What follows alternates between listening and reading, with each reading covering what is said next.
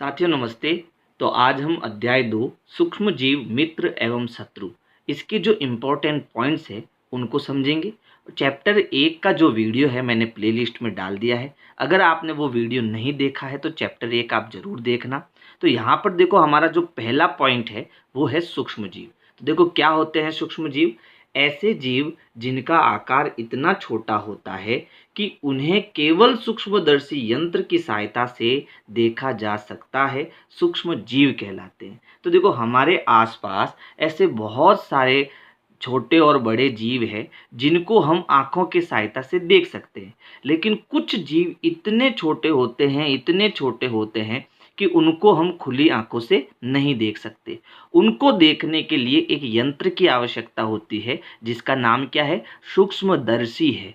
यानी उन जीवों को देखने के लिए सूक्ष्मदर्शी यंत्र की ज़रूरत होती है। इनकी सहायता से हम उनको देख सकते हैं।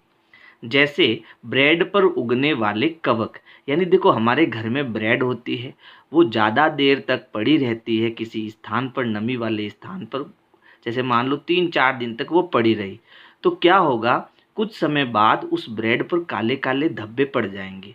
वो काले काले धब्बे जो होते हैं वो सूक्ष्म जीवों के होते हैं। यानी ब्रेड जो है वो खराब होने लगती है, सड़ने लगती है। अब अगर उस ब्रेड में हमें सूक्ष्मदर्शी को देखना है तो जहाँ पर वो काला धब्बा है उस काले धब्बे को हम कहाँ रखेंगे? सूक्ष्मदर्शी के नीचे रखेंगे। फिर सूक्ष्मदर्शी में झांक कर देखेंगे तो हमें छोटे छोटे सूक्ष्म जीव वहाँ जो है दिखाई देंगे। ठीक है। जैसे देखो आपकी बुक में जो है इस प्रकार के छोटे छोटे सूक्ष्म जीवों को जो सूक्ष्मदर्शी यंत्र से देखा गया है। ये सारे जो फोटो हैं, है ना, इन सभी को किससे देखा गया है? सूक्ष्मदर्शी यंत्र से देखा गया है। और इनके नीचे इनके नाम भी लिखे हुए हैं, है ना। तो आप अपनी बुक में एक बार इन सूक्ष्म जीवों को जरूर देखना। अगला पॉइंट है, सूक्ष्म जीवों को मुख्यतः 4 वर्गों में बांटा गया है। ठीक है। अगर आपको कोई पूछे सूक्ष्म जीवों को कितने वर्गों में बांटा गया है तो 4 वर्गों में बांटा गया है। उनके क्या क्या नाम है? तो पहला है जीवाणु, कवक, प्रोटोजोआ और शैवाल, है ना। सूक्ष्म जीव बहुत सारे हैं लेकिन इनकी 4 जातियां हैं। और वो कौन सी है? पहला है जीवाणु, दूसरा है कवक, तीसरा है प्रोटोजोआ और चौथा है शैवाल। तो ये आपको याद रखना है। फिर नीचे लिखा है, विषाणु भी सूक्ष्म जीव होते हैं परंतु यह अन्य सूक्ष्म जीवों से भिन्न है। यह केवल परपोषी में ही गुणन करते हैं। ये बहुत इंपॉर्टेंट लाइन है, इसको अच्छे से समझना। देखो हमने क्या पढ़ा? हमने पढ़ा कि सूक्ष्म जीव 4 प्रकार के, जीवाणु, कवक, प्रोटोजोआ और शैवाल। लेकिन देखो विषाणु भी बहुत छोटा होता है, इसको भी हम सूक्ष्मदर्शी से देखते हैं। तो फिर इसको हमने सूक्ष्म जीवों की श्रेणी में क्यों नहीं रखा? क्योंकि ये जो चारों प्रकार के सूक्ष्म जीव है उनमें एक अलग विशेषताएं होती है। इनका व्यवहार एक जैसा होता है, जबकि विषाणु जो होता है उसका व्यवहार इन सभी से अलग है। इसलिए इसको सूक्ष्म जीवों में नहीं रखा गया है। विषाणु का कैसा व्यवहार होता है कि जब वो किसी भी शरीर के बाहर होता है, जैसे मान लीजिए मानव है, पशु पक्षी है, पेड़ पौधे हैं, ये सब हमारे क्या है? शरीर है, जीव है ना। तो अगर ये विषाणु शरीर से बाहर प्रकृति के अंदर है तब तो ये क्या करता है? एक निर्जीव की तरह काम करता है। कैसा काम करता है? एक निर्जीव की तरह। इसमें कुछ कुछ प्रकार का कोई भी चीज़ नहीं होती है। लेकिन जैसे ही विषाणु मानव शरीर के अंदर प्रवेश करता है तो वो जनन करता है। क्या करता है? जनन, यानी कि अपने बच्चे जो है वो पैदा करता है।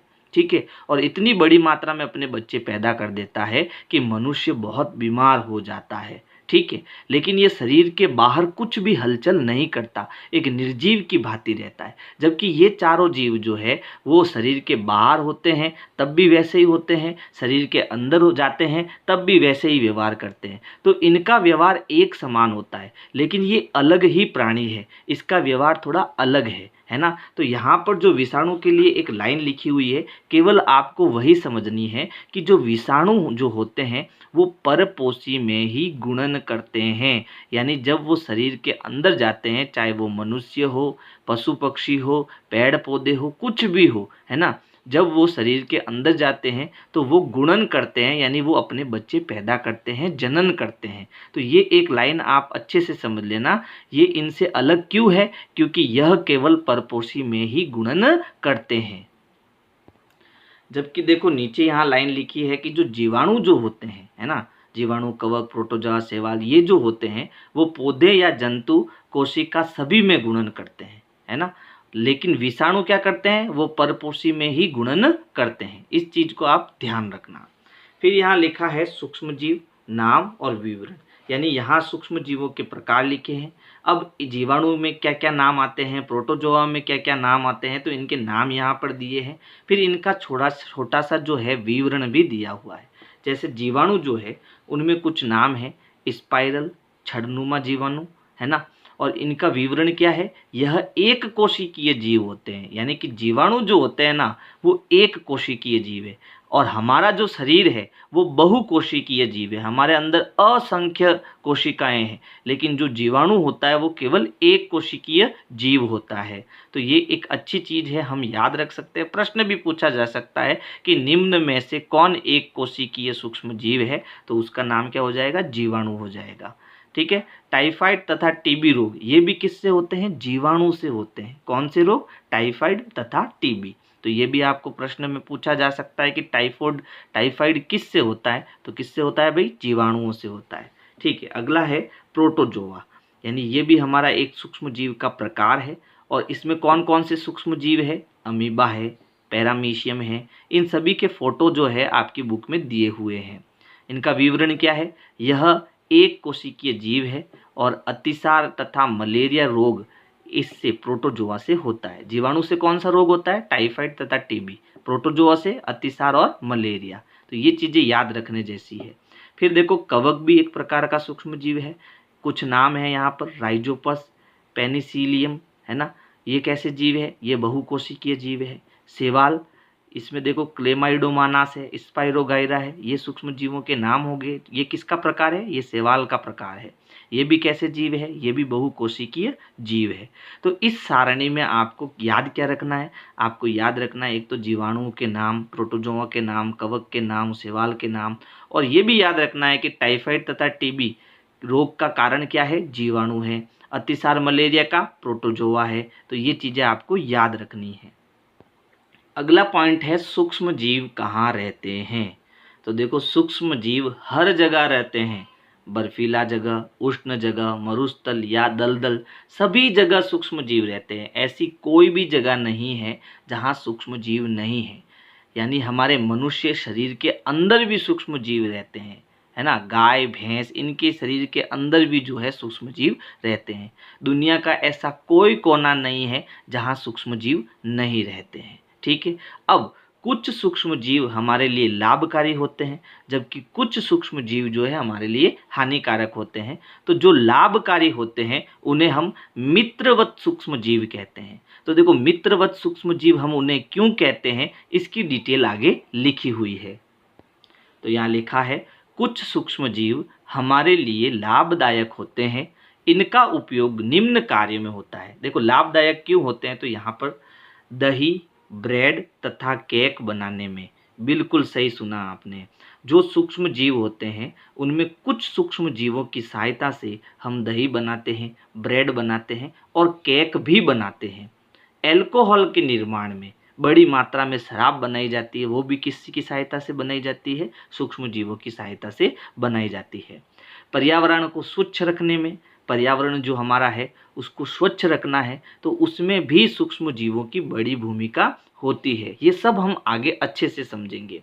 औषधि निर्माण में भी, है ना, अधिकतर औषधि जो आप मेडिकल से खरीदते हो वो भी सूक्ष्म जीवों द्वारा बनाई जाती है। मृदा की उर्वरता बढ़ाने में, तो आपको यहाँ एक लघुरात्मक प्रश्न पूछा जा सकता है कि मित्रवत सूक्ष्म जीवों के क्या क्या लाभ है, संक्षिप्त में बताइए। तो आपको ये उत्तर वहाँ पर लिखकर आना है। अब इनकी डिटेल नीचे लिखी हुई है। तो यहाँ पर लिखा है, दही में लैक्टोबैसिलस नामक जीवाणु होते हैं जो दूध को दही में बदल देते हैं। आपने देखा होगा कि आपकी माताजी जो है रात को जो दूध होता है ना, जो दूध होता है उसको एक भगोनी के अंदर डालती है। फिर उसको थोड़ा सा गर्म करती है और फिर नीचे रख देती है। जब ये दूध हल्का गर्म होता है ना, पूरा ठंडा भी नहीं, हल्का गर्म होता है, तो थोड़ा सा इसमें दही डाल देती है। इसके अंदर थोड़ी सी मात्रा में 1 चम्मच जो है दही डाल देती है। जैसे ही 1 चम्मच इसमें दही डालती है तो दही में एक जीवाणु होता है। जीवाणु क्या है? सूक्ष्म जीव, है ना। तो दही में एक जीवाणु होता है जिसका नाम है लैक्टोबैसिलस। तो ये जीवाणु क्या करता है, ये लैक्टोबैसिलस क्या करता है, इस दूध के अंदर जनन करता है। जनन मतलब अपने बच्चे पैदा करता है, और बड़ी मात्रा में बच्चे पैदा करता है, और ये दूध धीरे धीरे किस में बदल जाता है? दही में बदल जाता है। तो इस प्रकार दूध से दही जो बना है वो किसकी सहायता से बना है? वो सूक्ष्म जीवों की सहायता से बना है, जीवाणु की सहायता से बना है। ठीक है, तो ये लैक्टोबैसिलस नामक जो सूक्ष्म जीव है, इसका आपको नाम याद रखना है। तो दही में लैक्टोबैसिलस नामक जीवाणु होते हैं जो दूध को दही में बदल देते हैं। यीस्ट, ये भी एक प्रकार का सूक्ष्म जीव है ना। यीस्ट जिसे हम खमीर कहते हैं, एक प्रकार का कवक है ना। यहाँ पर जो जीवाणु है उसका नाम क्या है? लैक्टोबैसिलस। यहाँ पर जो ये अब कवक है, उसका कौन सा कवक है? यीस्ट नामक कवक है। ये इसका नाम है ना। कवक का प्रकार क्या है? ये जो सूक्ष्म जीव है यीस्ट, ये नाम है, और ये कौन सा प्रकार है? कवक का प्रकार है। ठीक है, तो एक प्रकार का कवक है जो खाद्य पदार्थों को फुला देता है। जो खाने योग्य पदार्थ होते हैं उनको क्या कराता है? फुला देता है। जैसे इडली, इडली में हम जब ये यीस्ट डालते हैं तो इडली फूल जाती है। तो ये कौन फुला रहा है? ये कवक फुला रहा है ना। और इसका नाम क्या है? यीस्ट है ना। ये हमारे किचन में भी आपको मिल जाएगा अगर आप अपने माताजी को पूछेंगे तो। फिर है बेकिंग उद्योग में, बेकरी में। आप बाजार जाते हो तो बेकरी की दुकानें देखते हो जहाँ पर आपको केक, ब्रेड, बिस्किट ये सब मिलते हैं, उसको हम बेकरी की दुकान कहते हैं। तो बेकिंग उद्योग यानी बेकरी में यीस्ट का उपयोग कर ब्रेड, पेस्ट्री, केक आदि बनाए जाते हैं। तो देखो ये यीस्ट क्या है? एक प्रकार का कवक है ना। इससे हम क्या बना सकते हैं? ब्रेड बना सकते हैं, पेस्ट्री बना सकते हैं, केक बना सकते हैं। तो कितने सारे फायदे जो है सूक्ष्म जीवों से है ना। उसके बाद आगे लिखा है, जब मैदे में, देखो आपने आटे का नाम सुना होगा, तो आटे जैसा ही मैदा होता है ना।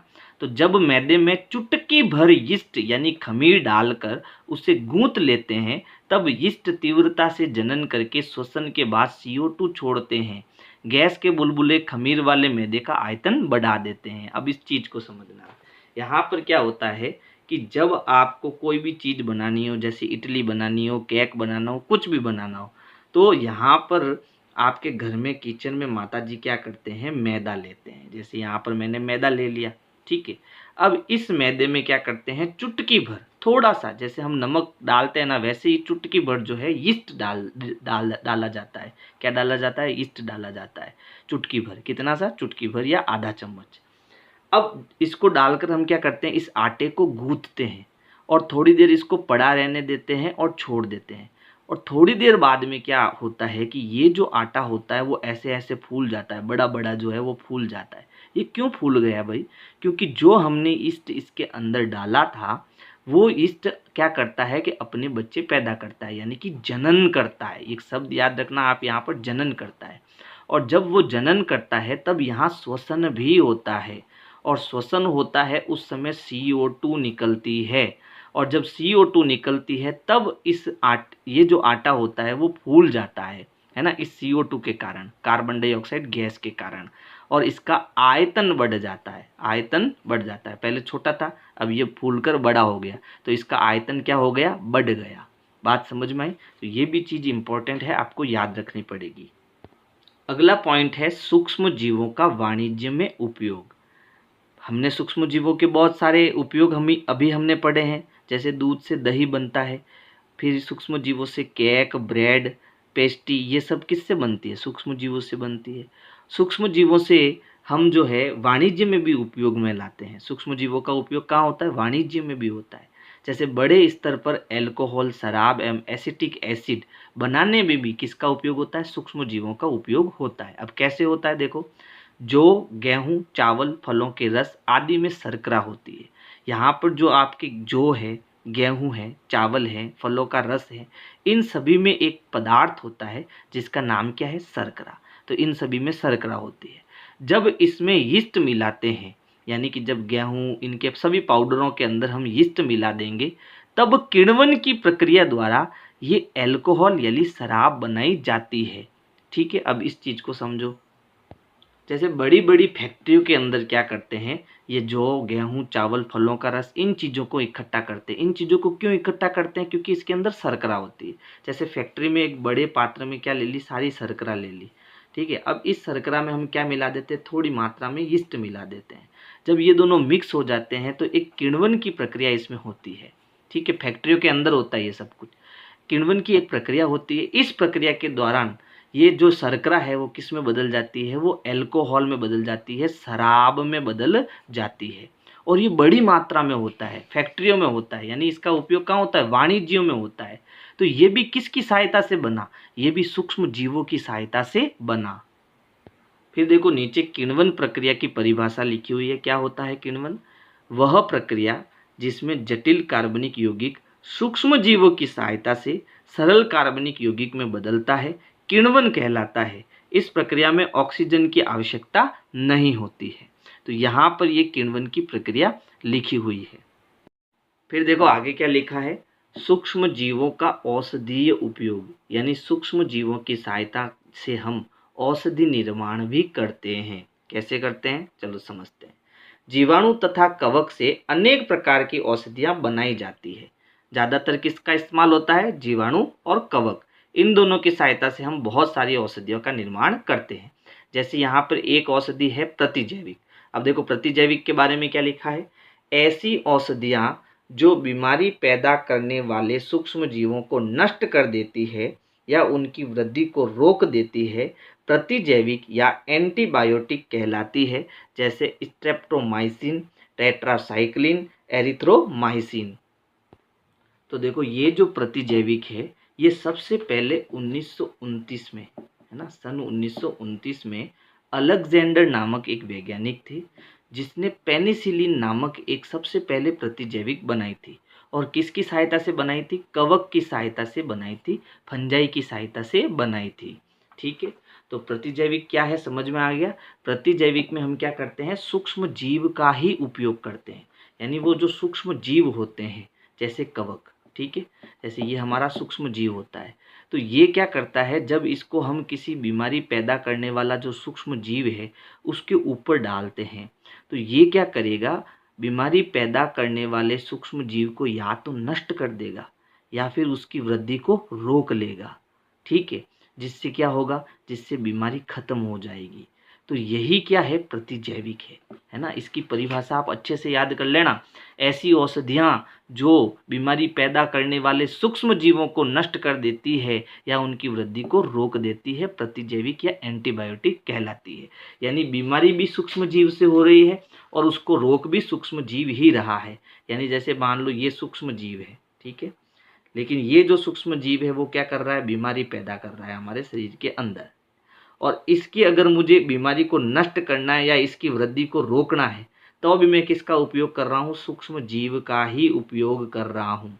अब ये सूक्ष्म जीव हमारे लिए लाभदायक है और ये सूक्ष्म जीव हमारे लिए क्या है, नुकसानदायक है, हानिकारक है। ठीक है, और ये जो सूक्ष्म जीव होगा इसी से हम क्या बनाएंगे, प्रतिजैविक बनाएंगे। ठीक है, तो प्रतिजैविक भी हम किससे बना रहे हैं, सूक्ष्म जीवों से ही बना रहे हैं। अब कुछ सावधानियां हैं जो हमें याद रखनी चाहिए। क्या है, हमें प्रतिजैविक दवाइयाँ डॉक्टर की सलाह पर ही लेनी चाहिए। दवाइयों का पूरा कोर्स करना चाहिए। जब हमें डॉक्टर दवाई लिखता है, प्रतिजैविक दवाइयाँ लिखता है, तब हमें क्या करना चाहिए, डॉक्टर की सलाह के अनुसार लेना चाहिए। जैसे डॉक्टर ने एक दवाई लेने का बोला है तो हमें एक ही लेना चाहिए, ऐसा नहीं कि हम 3-4 एक साथ ले लें। तो इस चीज़ का हमें ध्यान रखना है। और जो भी दवाइयाँ दी है वो पूरा कोर्स करना चाहिए। ऐसा नहीं कि एक दिन दवाई ली, हम ठीक हो गया तो उसके बाद हमने दवाइयों को छोड़ लिया, ऐसा नहीं। जितना दिन आपको डॉक्टर ने दवाई दी है उतने दिन आपको दवाई लेनी है। आवश्यकता होने पर ही इन दवाइयों को लेना चाहिए, अन्यथा ये भविष्य में कम प्रभावी होती है।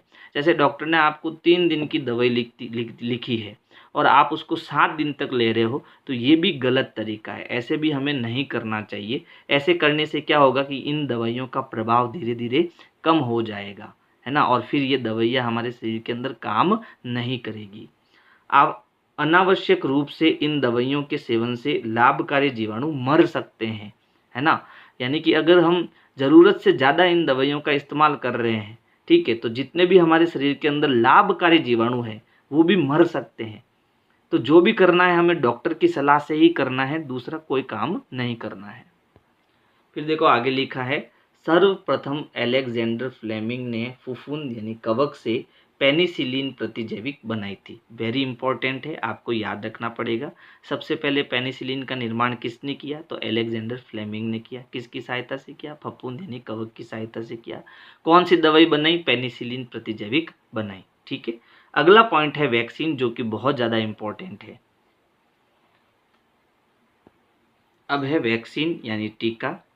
रोग कारक मृत या निष्क्रिय सूक्ष्मजीव स्वस्थ व्यक्ति के शरीर में प्रविष्ट कराया जाए तो शरीर की कोशिकाएं उसी के अनुसार लड़ने की प्रतिरक्षी उत्पन्न करके रोग कारक को नष्ट कर देती है। यह प्रतिरक्षी हमारे शरीर में सदा बनी रहती है। इसी मृत या निष्क्रिय सूक्ष्मजीव को हम टीका कहते हैं। अब इसको अच्छे से समझना। जैसे मान लीजिए कि ये हमारा शरीर है, ठीक है, ये हमारा शरीर है और हमारे शरीर में कोई बीमारी आए उससे पहले हमने क्या करा? एक टीका बना दिया। टीका को हम क्या कहेंगे? वैक्सीन कहेंगे। हमने एक वैक्सीन बना ली। अब ये वैक्सीन हमने बनाई किससे? तो जिस सूक्ष्म जीव से बीमारी हो रही थी, जैसे यहाँ सूक्ष्म जीव है, ये क्या कर रहा है? बीमारी पैदा कर रहा है, इससे हमारा शरीर खराब हो रहा है, बीमारी लग रही है। तो ये सूक्ष्म जीव जो बीमारी पैदा कर रहा है, इस सूक्ष्म जीव को हम क्या करेंगे? निष्क्रिय करेंगे। निष्क्रिय मतलब उसको मरे जैसा बना लेंगे, उसको पूरा ऐसा बना लेंगे कि जैसे वो खत्म ही हो गया एक तरीके से। ठीक है, उसको हम क्या कर लेंगे? निष्क्रिय कर लेंगे। फिर निष्क्रिय करेंगे तो ये इसकी क्या बन जाएगी? वैक्सीन बन जाएगी। फिर इंजेक्शन की सहायता से ये हम कहाँ लगा देंगे? हमारे हाथ के ऊपर इसका एक टीका लगा देंगे और हमारे शरीर के अंदर इसको प्रवेश करवाएंगे। जैसे ही इस निष्क्रिय सूक्ष्म जीव को हमारे शरीर के अंदर प्रवेश कराएंगे, हमारे शरीर में भी क्या होते हैं? प्रतिरक्षी होते हैं। क्या होते हैं? प्रतिरक्षी। एक तंत्र होता है जो हमारी सुरक्षा करता है। एक प्रतिरक्षी मतलब ये भी मान लो एक तरीके से आप जीव होते हैं, ऐसा मान लो। ठीक है, प्रतिरक्षी होते हैं। जब प्रतिरक्षी को पता लगेगा कि हमारे शरीर के अंदर एक बीमारी पैदा करने वाला सूक्ष्म जीव आया है, लेकिन वो सूक्ष्म जीव कैसा है? निष्क्रिय है, इसमें ज़्यादा ताकत नहीं है, तो ये प्रतिरक्षी क्या करेंगे? इससे लड़ने के लिए खुद को तैयार करेंगे ताकि वो इससे लड़ सके। यानी इसके अनुसार लड़ने की क्षमता हमारे शरीर के अंदर पैदा करेंगे और इस निष्क्रिय जो सूक्ष्म जीव आया है उसको क्या कर देंगे? ये नष्ट कर देंगे। इस सूक्ष्म जीव को क्या कर लेंगे? नष्ट कर लेंगे। अब हमारे शरीर को क्या लगेगा कि इस प्रकार का, चाहे ये निष्क्रिय सूक्ष्म जीव जरूर आया है, लेकिन अगर निष्क्रिय नहीं आता और हट्टा खट्टा सूक्ष्म जीव भी अब हमारे अंदर शरीर में आएगा, तो हमारे शरीर ने क्या कर दिया? प्रतिरक्षा तंत्र तैयार कर दिया। तो जैसे ही वो सूक्ष्म जीव हमारे शरीर के अंदर आएगा तो हमारा शरीर खुद ब खुद उस सूक्ष्म जीव को खत्म कर लेगा, है ना। यानी शुरुआत में तो हम हमारे शरीर के अंदर कैसा जीव भेजेंगे? निष्क्रिय जीव भेजेंगे, जिससे हमारा प्रतिरक्षा तंत्र जो है उससे लड़ने की क्षमता तैयार कर लेगा। फिर जब कभी भी हमारे शरीर के अंदर इसी प्रकार का सूक्ष्म जीव जो कि तरोताज़ा होगा, है ना, निष्क्रिय नहीं तरोताज़ा होगा, और हमारे शरीर के अंदर जब भी आएगा तो हमारा शरीर ऑटोमेटिक उस सूक्ष्म जीव को क्या कर लेगा? ख़त्म कर लेगा, क्योंकि हमारे शरीर के अंदर क्या बन जाएगी? उसको उससे लड़ने की प्रतिरक्षा प्रणाली बन जाएगी। अब वापस हम इस एक एक पॉइंट करके इसको समझते हैं। रोग कारक मृत, मृत या निष्क्रिय, है ना, इस शब्द को ध्यान रखना। रोग कारक मृत या निष्क्रिय सूक्ष्म जीव स्वस्थ व्यक्ति के शरीर में प्रविष्ट कराया जाता है, यानी इंजेक्शन देकर हमारे शरीर के अंदर डाला जाता है। तो शरीर की कोशिकाएं उसी के अनुसार लड़ने की प्रतिरक्षी उत्पन्न करके रोग कारक को नष्ट कर देगी, है ना। जब हम निष्क्रिय मरा हुआ सूक्ष्म जीव जो बीमारी पैदा करता है वो हमारे शरीर के अंदर डालेंगे तो हमारे शरीर के अंदर क्या है? ऐसी कोशिकाएं हैं जो प्रतिरक्षी उत्पन्न करके उसको क्या कर देगी, नष्ट कर देगी। यह प्रतिरक्षी हमारे शरीर में सदा बनी रहेगी, है ना। जैसे उस सूक्ष्म जीव को लड़ा है, उसको नष्ट किया है, भविष्य में कभी वो सूक्ष्म जीव हमारे शरीर के अंदर आएगा तो हमारा शरीर ऑटोमेटिक उसको क्या कर देगा, मार डालेगा। ठीक है। इसी मृत या निष्क्रिय सूक्ष्म जीव को टीका कहते हैं। इसी को हम क्या कहते हैं, टीका या वैक्सीन कहते हैं। फिर आगे है, सर्वप्रथम एडवर्ड जेनर ने 1798 में चेचक का टीका बनाया था। हैजा, चेचक, हेपेटाइटिस आदि अनेक बीमारियां वैक्सीन से रोकी जाती है ना। ये खतरनाक बीमारियां हैं, जैसे हैजा है, चेचक है, हेपेटाइटिस है, ये भी सूक्ष्म जीवों से होती है।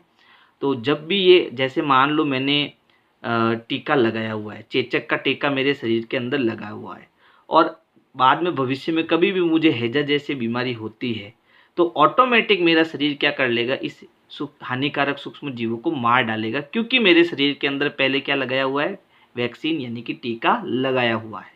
बात समझ में आई है आपको।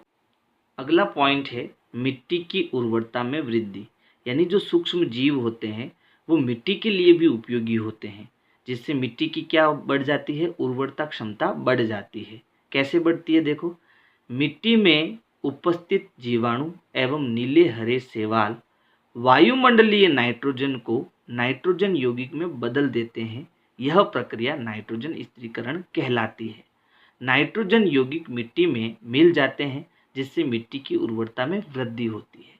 देखो, हम जानते हैं कि जो पेड़ पौधे होते हैं, इन पेड़ पौधों की वृद्धि कहाँ से होती है, इन पेड़ पौधों की वृद्धि जो है वो मिट्टी से होती है, क्योंकि मिट्टी में क्या होते हैं, पोषक तत्व होते हैं, जो ये मिट्टी से पेड़ों में चले जाते हैं। अब मिट्टी के अंदर एक पोषक तत्व और होता है जिसका नाम है नाइट्रोजन। ठीक है। अब ये नाइट्रोजन मिट्टी को कहाँ से मिली, तो देखो, वायुमंडल में बहुत सारी नाइट्रोजन गैस होती है, लेकिन ये नाइट्रोजन गैस जो है डायरेक्ट पेड़ पौधे ग्रहण नहीं कर सकते। तो फिर पेड़ पौधों को ये नाइट्रोजन कैसे मिलती है, यही चीज़ इसके अंदर लिखी हुई है। क्या होता है कि इन नाइट्रोजन गैस का जो उपयोग है वो जीवाणु करते हैं, सूक्ष्म जीव करते हैं। कौन करते हैं, जीवाणु। इस नाइट्रोजन गैस का उपयोग कौन करता है, जीवाणु करता है। फिर ये जीवाणु जो है इस नाइट्रोजन को बदल देता है नाइट्रोजन यौगिक में। किस में बदल जाता है, नाइट्रोजन यौगिक में। और जैसे ही ये इसको नाइट्रोजन यौगिक में बदलता है, ये मिट्टी के अंदर मिल जाती है। ये नाइट्रोजन गैस जो है किस में बदल गई, नाइट्रोजन यौगिक में, और ये नाइट्रोजन यौगिक किस में चली गई, मिट्टी के अंदर चली गई। अब मिट्टी की उर्वरक क्षमता जो है वो बढ़ जाएगी, क्योंकि मिट्टी में नाइट्रोजन आ गई, तो मिट्टी से ये नाइट्रोजन कहाँ चली जाती है, पेड़ पौधों के अंदर चली जाती है। ठीक है। यानी कुल मिला के मिट्टी की उर्वरक क्षमता बढ़ जाती है। तो ये चीज़ आपको याद रखनी है। वापस पढ़ रहा हूँ, ध्यान देना। मिट्टी में उपस्थित जीवाणु, जीवाणु कहाँ है, मिट्टी के अंदर है। जीवाणु एवं नीले हरे शैवाल वायुमंडलीय नाइट्रोजन को नाइट्रोजन यौगिक में बदल देता है। कौन बदलता है, ये जीवाणु बदलता है। ठीक है। किस में बदलता है, नाइट्रोजन यौगिक में बदलता है। यह प्रक्रिया नाइट्रोजन स्थिरीकरण कहलाती है।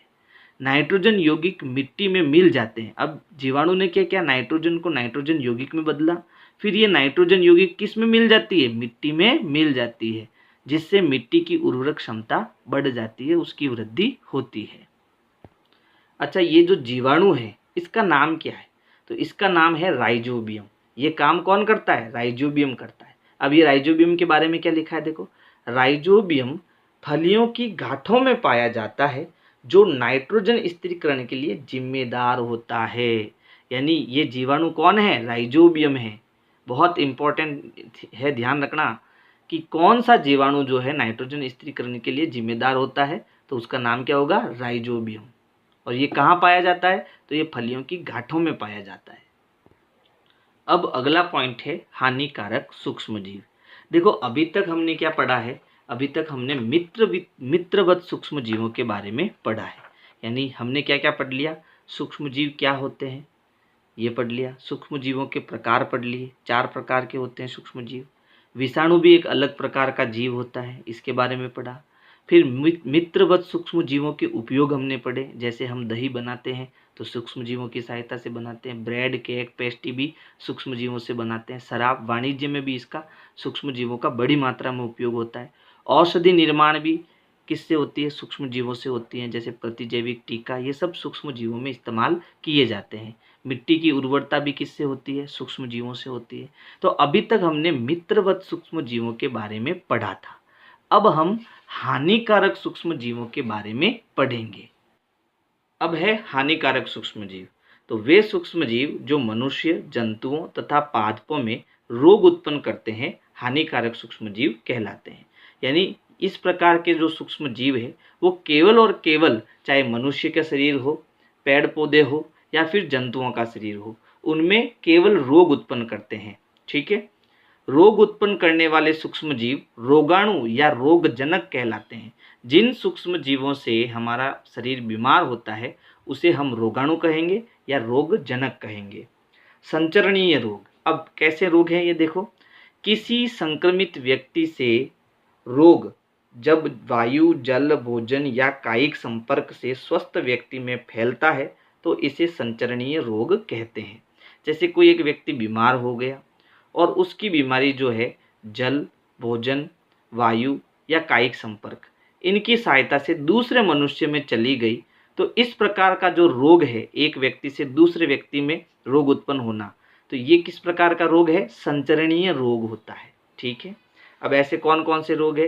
हैजा है, सर्दी जुकाम है, चिकन पॉक्स आदि संचरणीय रोग है। तो आपको पूछा जा सकता है संचरणीय रोग कौन कौन से है? तो इस हैजा, सर्दी जुकाम, चिकन पॉक्स, ये आपको कुछ नाम याद रखने पड़ेंगे। अगला पॉइंट है रोगवाहक। अभी हमने पढ़ा रोगाणु। रोगाणु क्या है? जिससे बीमारी फैलती है, ऐसे सूक्ष्म जीवों को हम रोगाणु कहेंगे। लेकिन अब है रोगवाहक। अब रोगवाहक क्या होते हैं?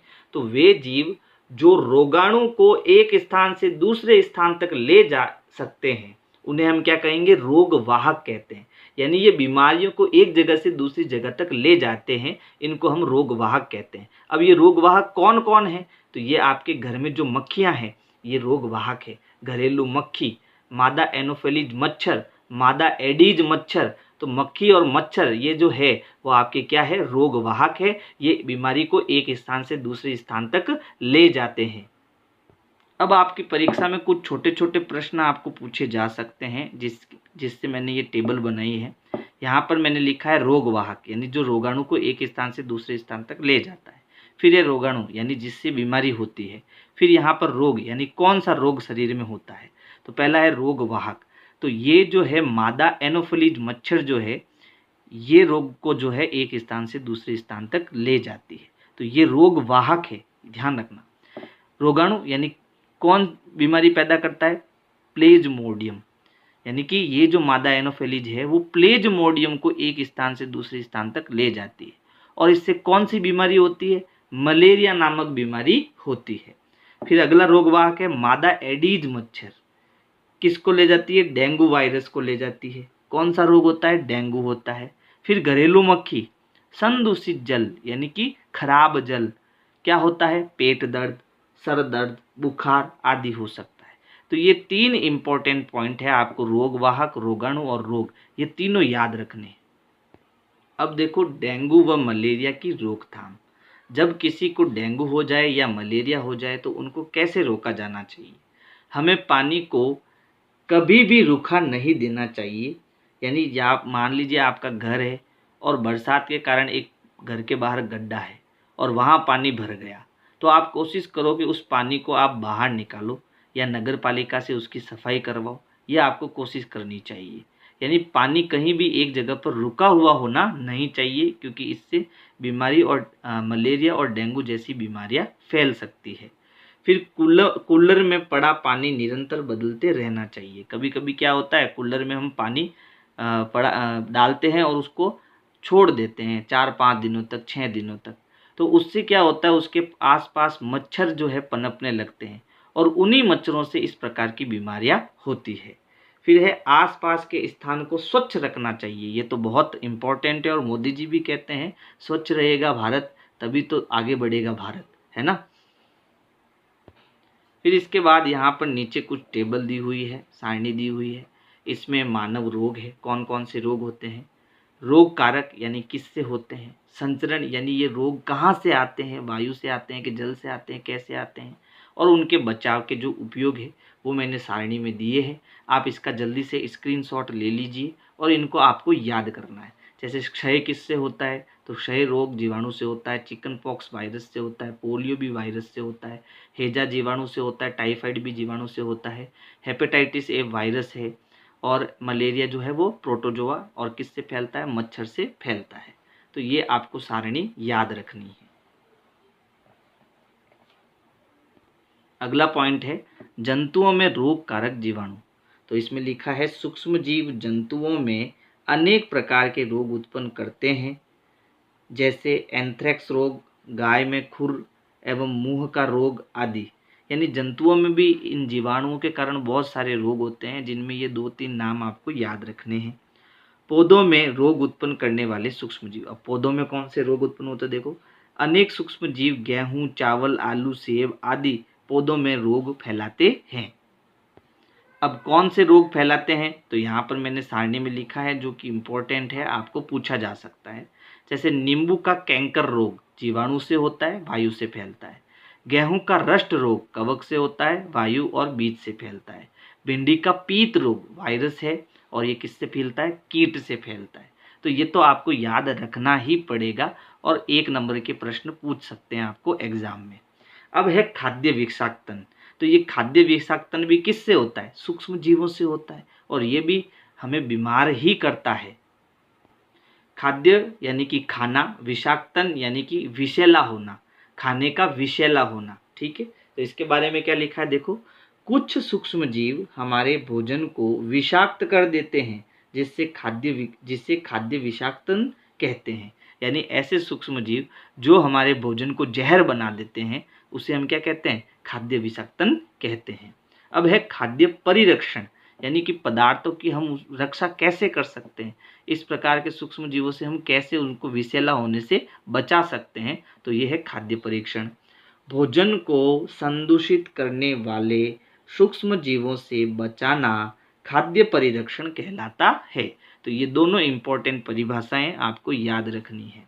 अब है खाद्य परिरक्षण के तरीके, यानी कि खाद्य पदार्थों को विषैला होने से बचाने के क्या क्या तरीके हैं, वो यहाँ नीचे लिखे हुए हैं। पहला है रासायनिक उपचार, जैसे अचार में सोडियम बेंजोएट मिलाकर। हमारे घरों में अचार है, उसे हम कांच की बरनी में डालते हैं, वो बहुत लंबे समय तक कांच की बरनी में रहता है। लेकिन अगर हम सोडियम बेंजोएट उसमें डाल दें तो उसमें वो अचार जो है विषैला होने से, संदूषित होने से बच सकता है। चाहे उसको आप 6 महीने भी रखो, है ना, अचार लंबे समय तक हमारे घर में रहता है, तो वो खराब ना हो इसके लिए हम उसके अंदर क्या डालते हैं, सोडियम बेंजोएट डालते हैं। नमक भी हमारे भोजन को विषैला होने से बचाता है। कैसे बचाता है, आम, आंवला, मछली में नमक मिलाकर।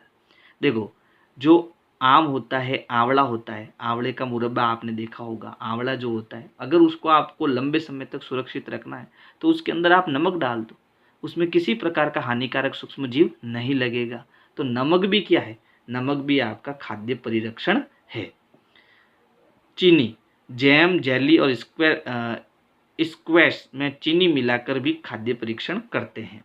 तेल एवं सिरका, आचार के परीक्षण में आचार में तेल और सिरका भी मिलाते हैं, गर्म तथा ठंडा करके। हाँ, दूध जो होता है, आपने दूध की थैलियाँ देखी है, दूध की थैलियों को क्या करते हैं, फैक्ट्रियों के अंदर दूध को तेजी से गर्म करते हैं, फिर तेजी से ठंडा करते हैं, और गर्म करके ठंडा करके फिर उनको थैलियों में पैक कर देते हैं। इस कारण से दूध खराब नहीं होता है। ठीक है, तो 70 डिग्री सेंटीग्रेड पर 15 से 30 सेकेंड तक जो है दूध को गर्म करके ठंडा करके थैलियों में पैक किया जाता है। इसे हम क्या कहते हैं, इसे हम पाश्चरीकरण कहते हैं। क्या कहते हैं, पाश्चरीकरण, नीचे लिखा हुआ है। तो ये भी क्या है, खाद्य परीक्षण है, इससे दूध खराब नहीं होता है। पाश्चरीकरण क्या है, देखो दूध को 70 डिग्री सेंटीग्रेड पर 15 से 30 सेकेंड तक गर्म करके एकाएक ठंडा कर थैलियों में पैक करना पाश्चरीकरण कहलाता है। ऐसा करने से हानिकारक सूक्ष्म जीवों की वृद्धि रुक जाती है। या फिर हानिकारक सूक्ष्म जीव उस दूध में पनपते ही नहीं हैं। ठीक है, तो हम जो मार्केट से दूध की थैलियाँ खरीद के लाते हैं उसमें पहले क्या होता है, पाश्चरीकरण किया जाता है, जिससे वो दूध खराब नहीं होता है। तो देखो, अभी तक हमने हानिकारक सूक्ष्म जीवों के बारे में संचरणीय रोग, रोगवाहक, रोगाणु, मानव, जंतु और पेड़ पौधों में रोग कैसे फैलते हैं, खाद्य विषाक्तन, खाद्य परीक्षण और पाश्चरीकरण, इसके बारे में पढ़ा है।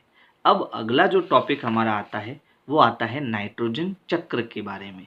अभी हमने पहले पढ़ा था नाइट्रोजन स्थिरीकरण, है ना, तो उसी से संबंधित ये नाइट्रोजन चक्र होता है। अब नाइट्रोजन चक्र क्या है इसके बारे में हम थोड़ा समझ लेते हैं। हमारे वायुमंडल में 78% नाइट्रोजन है, जो सभी सजीवों का आवश्यक घटक है। यानी कि जहाँ हम रहते हैं हमारे चारों तरफ ऑक्सीजन भी है और नाइट्रोजन भी है। अगर नाइट्रोजन की बात करें तो कितना प्रतिशत है, 78% जो है नाइट्रोजन है, और सभी जीवों को जीवित रहने के लिए इस नाइट्रोजन की आवश्यकता होती है। ठीक है, यह प्रोटीन, न्यूक्लिक अम्ल और विटामिन आदि में पाया जाता है। यानी कि नाइट्रोजन जो है वो प्रोटीन में होता है, न्यूक्लिक अम्ल में होता है और इसके अलावा विटामिन जैसी चीज़ों में भी होता है। इसका मतलब हमारे लिए नाइट्रोजन बहुत आवश्यक है ना, हमारे शरीर के वृद्धि और विकास के लिए नाइट्रोजन बहुत आवश्यक है। वायुमंडल में नाइट्रोजन स्थिर रखने के चक्र को नाइट्रोजन चक्र कहते हैं। अब ये प्रश्न उठता है कि ये जो नाइट्रोजन वायुमंडल के अंदर 78% है, ये कभी खत्म क्यों नहीं होती है। तो ये खत्म क्यों नहीं होती है, इस नाइट्रोजन चक्र के कारण ये खत्म नहीं होती है। ठीक है, ये नाइट्रोजन चक्र जो है वो चलता रहता है। अब ये चलता कैसे है, तो देखो इसी को हम समझते हैं वायुमंडलीय नाइट्रोजन। यानी हमने ये देखा कि वायुमंडल में कितना प्रतिशत नाइट्रोजन है, 78% नाइट्रोजन है। तो इस नाइट्रोजन क्या होता है, तड़ित द्वारा नाइट्रोजन स्थिरीकरण होता है या जीवाणुओं द्वारा नाइट्रोजन स्थिरीकरण होता है। अब ये कैसे होता है, यानी ये जो नाइट्रोजन स्थिरीकरण है वो दो तरीकों से होता है। स्थिरीकरण मतलब वायुमंडल में नाइट्रोजन बना रहता है। ये क्यों बना रहता है, तो दो तरीकों से। एक तो तड़ित के द्वारा, जो आसमान में बिजली कड़कड़ाती है उसके द्वारा, और एक छोटे छोटे जीवाणु जो मिट्टी के अंदर होते हैं उसके द्वारा। ठीक है, कैसे होता है, तो देखो यहाँ पर अगर हम बात करें दोनों प्रकारों की, तो ये हमारा हो गया नाइट्रोजन। फिर नाइट्रोजन से यहाँ पर तो क्या हो रहा है, तड़ित यानी बिजली कड़कड़ा रही है, और यहाँ नाइट्रोजन ये जीवाणु द्वारा क्या हो रहा है, इसका उपयोग हो रहा है। तो पहले अगर मैं बिजली की बात करूँ तो जैसे ही बिजली कड़कड़ाती है तो जो नाइट्रोजन होती है वो नाइट्रोजन यौगिक में बदल जाती है, तुरंत नाइट्रोजन यौगिक में बदल जाता है। नाइट्रोजन गैस किस में बदल जाती है, नाइट्रोजन यौगिक में। किसके कारण, इस तड़ित के कारण। फिर ये जो नाइट्रोजन यौगिक है वो कहाँ मिल जाते हैं भाई, वो मिट्टी में मिल जाते हैं। बरसात में घुलकर मिट्टी में मिलना, ये मिट्टी में मिल गया। ठीक है, फिर मिट्टी से ये कहाँ चला गया, पौधों द्वारा अवशोषित कर लिया गया। मिट्टी से पेड़ पौधों में नाइट्रोजन चला गया। ठीक है, फिर ये नाइट्रोजन कहाँ चला गया, इन पेड़ पौधों को किसने खाया भाई, मनुष्य ने खाया, जंतुओं ने खाया। ठीक है, तो ये नाइट्रोजन कहाँ पहुँच गया, मनुष्य और जंतुओं में पहुँच गया। फिर मनुष्य क्या करता है, उत्सर्जन करता है ना। मनुष्य जो खाता है उसको निकालता भी है, तो जो निकालेगा उसमें वो नाइट्रोजन वापस चली जाएगी। या जब मनुष्य मरता है तो वो मरकर कहाँ मिल जाता है, मिट्टी में मिल जाता है। यानी कि या तो उसको हम जला देते हैं या वो दफना देते हैं, तो दफनाने के बाद वापस नाइट्रोजन क्या हो जाती है, उसके शरीर से बाहर निकल जाती है। तो या तो उत्सर्जन या मृत्यु के द्वारा नाइट्रोजन वापस बाहर निकल जाती है, और जब ये नाइट्रोजन बाहर निकल जाती है तो वापस कहाँ चली जाती है, वायुमंडल में चली जाती है। तो ये तो हो गया तड़ित के द्वारा चक्र। अब जीवाणु के द्वारा मैं पहले आपको समझा चुका हूँ कि ये नाइट्रोजन जो है जीवाणु खा लेते हैं, इस नाइट्रोजन का उपयोग कर लेते हैं। फिर जीवाणु अगर कुछ खाएंगे तो कुछ छोड़ेंगे भी, तो जो जीवाणु पदार्थ छोड़ते हैं उसमें नाइट्रोजन यौगिक में बदल जाता है। तो नाइट्रोजन को जीवाणु किस में बदलता है, नाइट्रोजन यौगिक में बदल देता है। फिर ये नाइट्रोजन यौगिक किस में मिल जाती है, मिट्टी में मिल जाती है, और मिट्टी से कहाँ चली जाती है, वापस पेड़ पौधों में चली जाती है।